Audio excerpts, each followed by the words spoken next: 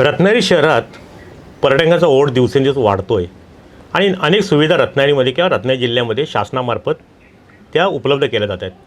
आता गेल्या वर्षभरामध्ये रत्नागिरीत आल्यानंतर पर्यटकाचं पाऊल वळतं ते जिजामाता उद्यानातील छत्रपती संभाजीराजांच्या पुतळा पाहण्यासाठी.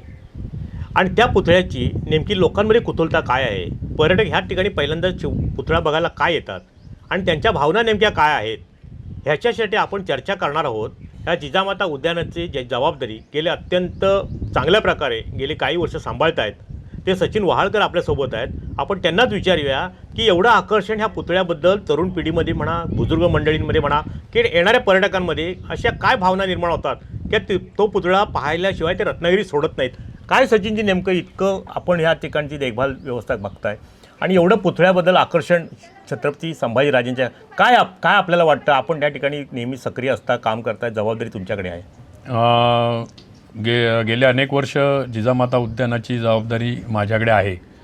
परंतु गेल्या 4 फेब्रुवारी 2024ला या पुतळ्याची निर्मिती इथे करण्यात आली. नगर परिषदकडनं जे स्कूल ऑफ आर्ट्सच्या माध्यमातून आणि रत्नागिरी नगर परिषदच्या माध्यमातून पालकमंत्र्यांनी जो काही विशेष निधी तिथे उपलब्ध करून दिला आणि हा संभाजी महाराजांचा पुतळा आज इथे आपल्याला विराजमान झालेला दिसतो. खरं तर त्याच्यानंतर मार्च, एप्रिल, मे हे 3 महिने पावसाच्या आधीचे होते. त्या काळात याची प्रसिद्धी चांगली झाली होती आणि त्यामुळे अनेक पर्यटकांचा जो ओघ आहे गेल्या अनेक वर्ष एप्रिल मे महिन्यातला जो पर्यटकांची जी संख्या होती त्या संख्येत वाढ झालेली दिसली. आणि ती वाढ याच्यामुळे होती की लोकांना या पुतळ्याबद्दल प्रचंड आस्था आहे, प्रचंड अट्रॅक्शन आहे. आणि नंतरचा आलेला एक 4 महिन्याचा 4.5 महिन्याचा पावसाचा कालावधी सोडल्यास पुन्हा आता दिवाळीपासून नोव्हेंबर, डिसेंबर, जानेवारी हे 3 महिने याच्यामध्ये मी पाहतोय की मोठ्या प्रमाणावर पर्यटक याच्यासाठी हा पुतळा बघण्यासाठी येत आहेत. आता निश्चित अशी संख्या सांगता येणार नाही, कारण दर रविवारी, शनिवार रविवारी किंवा आठवड्यातल्या मधल्या वारी आपल्या रत्नागिरी शहरातले लोकही वारंवार इथे उद्यानाच्या निमित्ताने आपल्या मुलांना घेऊन येत असतात. परंतु हे पर्यटक रत्नागिरी शहरातले नागरिक हे आमच्या परिचयाचे आहेत किंवा आम्ही ओळखतो. परंतु अनोळखी पर्यटक ज्यांची संख्या याच्यात वाढलेली दिसते असे अनेक विशेषतः पश्चिम महाराष्ट्रातून येतात. आता अनेक सहली ज्या आहेत शालेय विद्यार्थ्यांच्या किंवा महाविद्यालयीन विद्यार्थ्यांच्या यांची संख्या वाढलेली आहे. त्यांना महाविद्यालयीन विद्यार्थ्यांना आम्ही इथे याच्यामध्ये प्रवेश आम्ही जो घेतो, प्रवेशिकाचा जो दर आहे त्याच्यामध्ये मोठ्या प्रमाणावर आम्ही सवलतही देतो.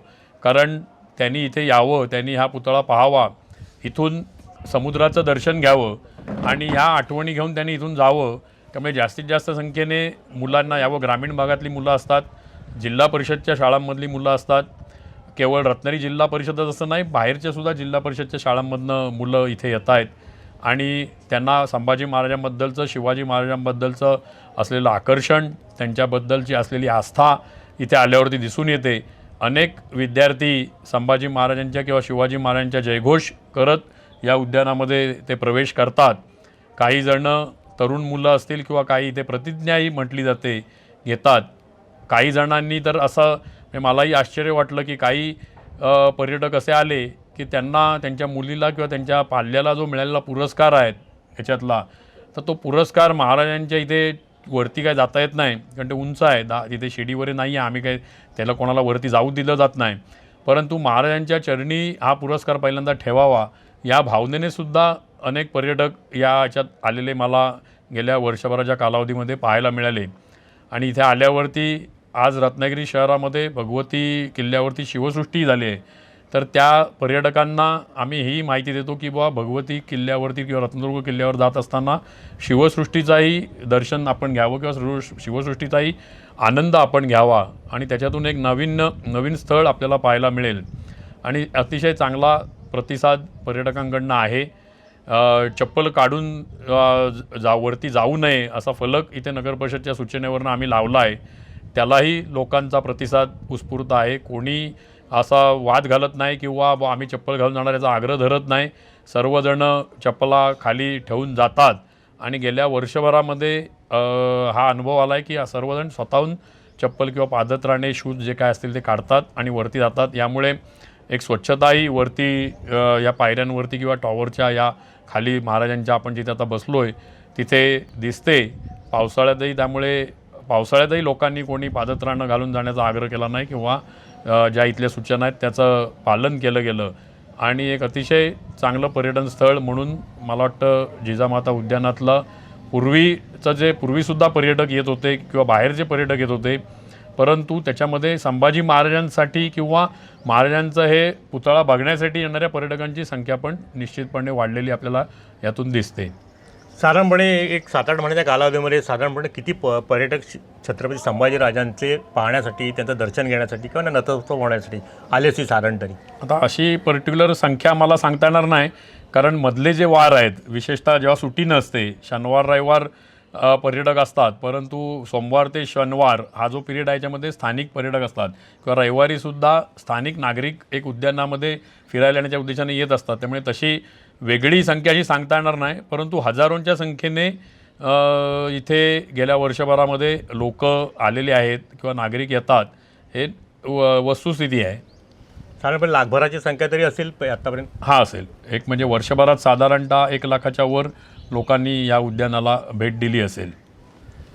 वर्षभरामध्ये साधारण लाखभर लोकांनी या उद्यानाला भेट दिली आणि अत्यंत आपल्या इतिहासाची उजळणी करत साधारणपणे संभाजीराजांचं दर्शन या पुतळ्याच्या स्वरूपात का होईना आपल्याला होईल ह्या अपेक्षेनेच ह्या महाराष्ट्रातील सगळे पर्यटक असतील किंवा संभाजी प्रेमी असतील, स्थानिक नागरिक असतील, परजिल्ह्यातील असतील, या सगळ्यांनी या ठिकाणी येऊन एक संभाजीराजांचं चेहरा किंवा त्यांचा पुतळा आपल्या नजरेत साठवून घ्यावा या भावनेने ती मंडळी येत आहेत. आणि खरोखरच आजही इतिहास जरी अजरामर झाला असला तरी आजही एक जिवंतपणाचं उदाहरण संभाजीच्या रूपाने पुतळ्याच्या निमित्ताने येणाऱ्या जाणाऱ्यांना होतं आहे आणि तीच उजळणी पुढची पिढी नक्कीच करेल यात शंका नाही. टाइम्स डिजिटलकरता किशोर मोरेसह दीपक मोहिते, रत्नागिरी. टाइम्स डिजिटलला लाईक करा, शेअर करा, सबस्क्राईब करा आणि बेल आयकॉन दाबायला विसरू नका. Times digital.